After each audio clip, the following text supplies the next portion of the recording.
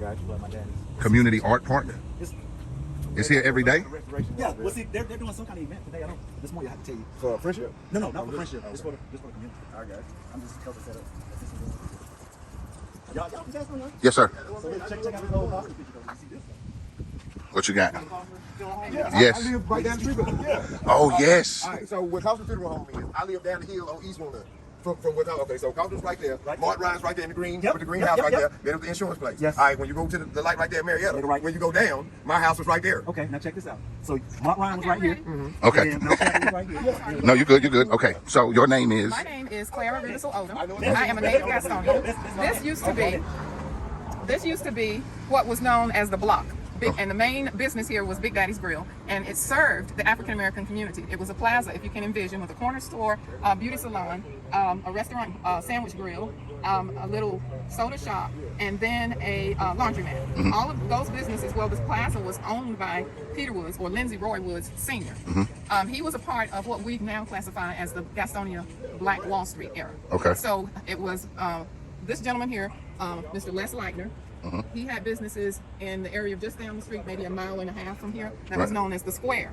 And the Square held Black Credit Union. It was offices for doctors, lawyers, real estate. There was a real estate firm, a restaurant, a taxi yard, and a few other restaurants, a pharmacy. All of these were the staple businesses that served, like I said, the African American community, which was known as the Highland community. Right. So what we're doing here is to memorialize the footprint of those businesses in that era, because as you see, the building is gone. It was torn down by the city. A lot of the area that was known as the Square now sits the Gastonia Courthouse and the jail. So probably beginning in the 70s, those businesses started to fail, and then the city then just decided to swoop in and make those land purchases. A lot of the businesses were encouraged to relocate, but without the right funding and support from the city, they just failed. They just became non-existent. Right. So this is going to be an outdoor art park. Okay. The first of its kind in this area. Right. And what we intend to do, it'll be named the Highland Community Art Park. Right. And what we intend is for people to be able to come here, take a look at work that is created by local artists that will tell the story, a historical journey of what was for the African American community. Righteous. Yes. Thank you very much. I'll tell you, I remember all of these businesses. Do you? Yes, ma'am. Big Daddy's, we used to get food. Yes. Big Daddy's is actually the last place that I saw my mother. We were standing in front of it having a conversation. But yeah, I remember. Yeah. I remember. And tell me your name once more. My name is Clara Rudisill-Odom. Clara Rudisill-Odom. Yes. All right. And your history is? I was born in Shelby, but raised here in Gastonia.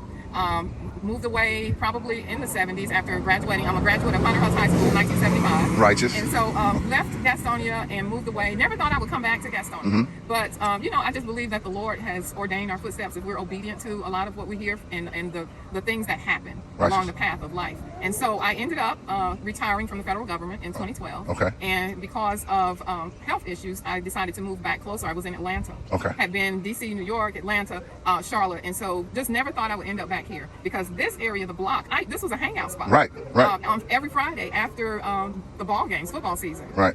Everybody came here. I was a cheerleader, so I came here in my cheerleader outfit, and I'm partying with everybody else. Right. On a Friday night. So those memories will always be with me. But now I feel like God has put me back here as a steward over the history to tell that story, because I was a part of it. So, and my husband is Charles Odom. He is a city councilman for this ward, which is Ward 4. Righteous. He came up with the idea.